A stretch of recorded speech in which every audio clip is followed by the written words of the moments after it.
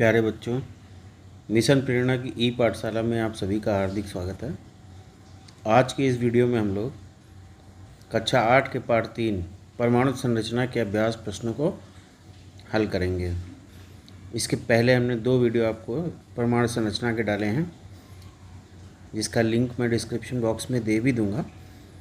तो इसको हल करने से पहले उन दोनों वीडियोज़ को ज़रूर देखिएगा, ताकि आपको पूरी की पूरी मदद मिल सके। तो चलिए स्टार्ट करते हैं। पार्ट 3 एक्सरसाइज पार्ट 3 परमाणु संरचना। एक्सरसाइज को स्टार्ट करने से पहले, अभ्यास प्रश्न को स्टार्ट करने से पहले थोड़ा सा हम इस पार्ट में हमने क्या सीखा इसके बारे में रिवीजन कर लेते हैं। ठीक है, तो देखिए हमने क्या सीखा इस पार्ट में। सबसे पहला, परमाणु पदार्थ की मूलभूत इकाई है। परमाणु पदार्थ की मूलभूत इकाई है, यानी सभी पदार्थ मूलभूत कण परमाणु से मिलकर बने होते हैं, जो सबसे छोटा अविभाज्य तथा क्रियाशील कण होता है। 2 या 2 से अधिक परमाणु आपस में मिलकर अणु का निर्माण करते हैं। डाल्टन के अनुसार परमाणु सूक्ष्म अविभाज्य कण होते हैं, यानी जिनका विभाजन नहीं किया जा सकता। परमाणु 3 मूल कण इलेक्ट्रॉन, प्रोटॉन और न्यूट्रॉन से मिलकर बने होते हैं। किसी परमाणु के नाभिक में प्रोटॉन तथा न्यूट्रॉन होते हैं और इलेक्ट्रॉन नाभिक के चारों ओर चक्कर लगाते हैं, निश्चित ऊर्जा के वृत्तीय कक्षाओं में।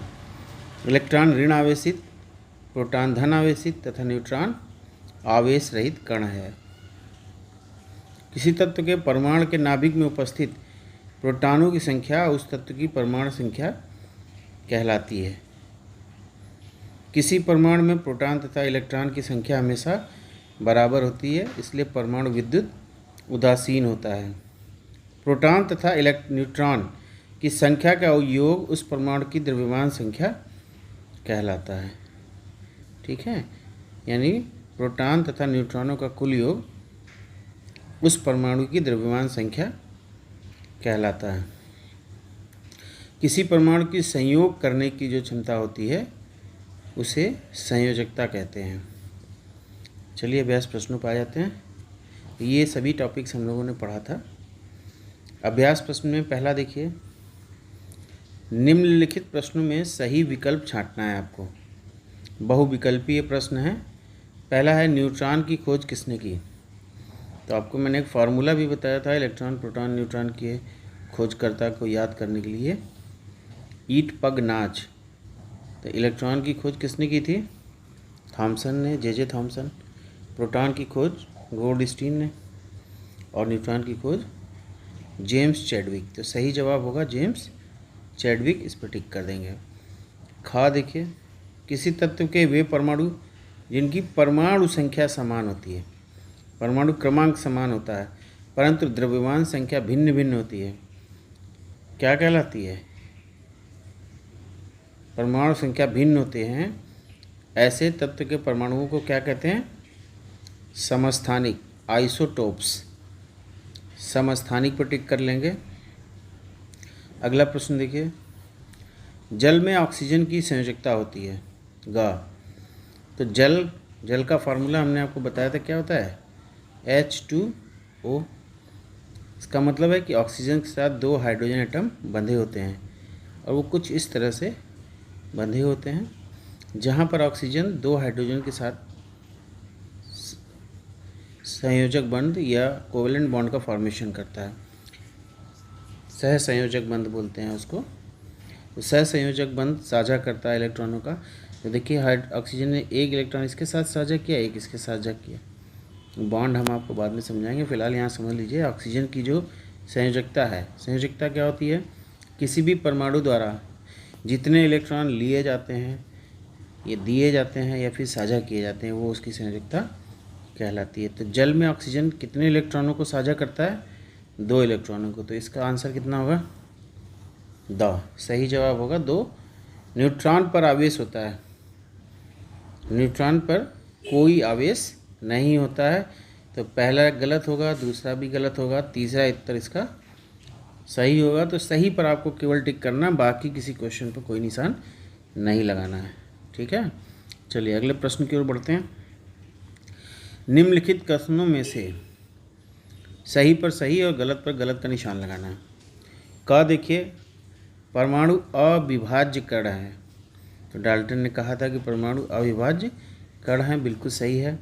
किसी परमाणु के नाभिक में उसका द्रव्यमान होता है, किसी भी परमाणु का नाभिक में उसका द्रव्यमान होता है, यानी प्रोटॉन प्लस न्यूट्रॉनों की संख्या क्या कहलाती है, उसका परमाणु द्रव्यमान, बिल्कुल सही है। परमाणु में इलेक्ट्रॉनों के निकलने से ऋण आवेश आयन प्राप्त होता है, तो अगर इलेक्ट्रॉन निकल जाता है तो नंबर ऑफ प्रोटॉन प्लस हो जाता है, प्लस नहीं होता बल्कि पॉजिटिव चार्ज एक्स्ट्रा हो जाता है, तो उस एक्स्ट्रा चार्ज को हम उस एटम के ऊपर प्लस चार्ज के रूप में लिखते हैं, जिससे हमको धनायन प्राप्त होता है। और यहाँ क्या दिया है, ऋण आयन, इसका मतलब ये हमारा गलत जवाब है। जल के अणु में ऑक्सीजन की संयुक्ता 3 होती है, अभी आपने देखा था कि जल के अणु में ऑक्सीजन की संयुक्ता कितनी होती है, 2, इसका मतलब ये भी कथन गलत है।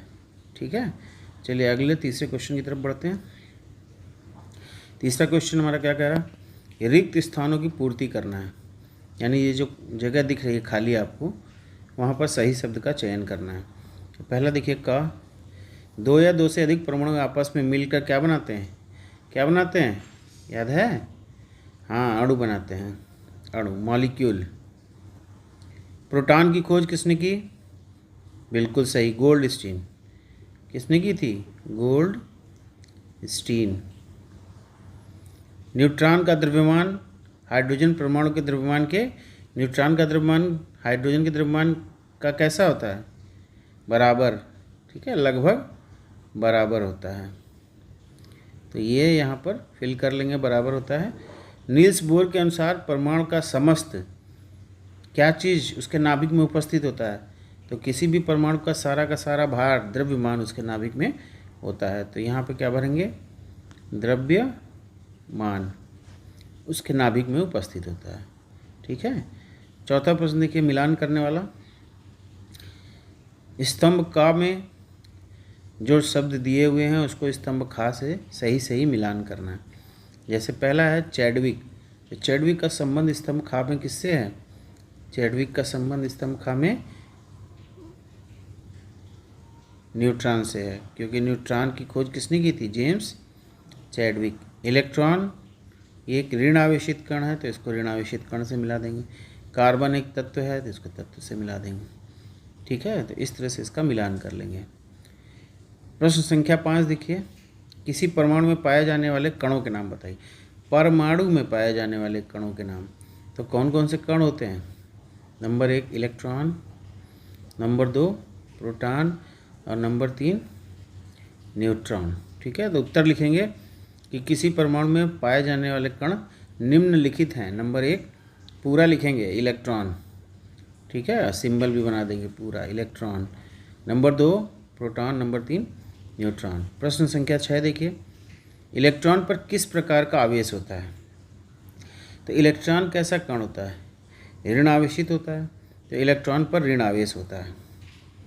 हाइड्रोजन के 3 समस्थानिकों के नाम बताइए।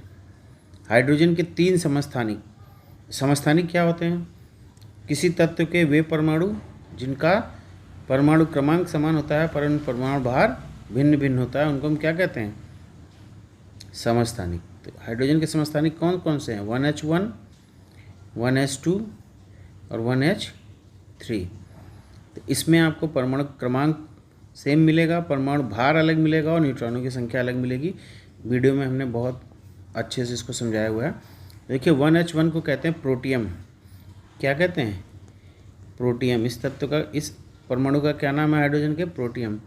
1H2 को ड्यूटीरियम, ड्यूटीरियम, और 1H3 को ट्राइटियम, ट्राइटियम।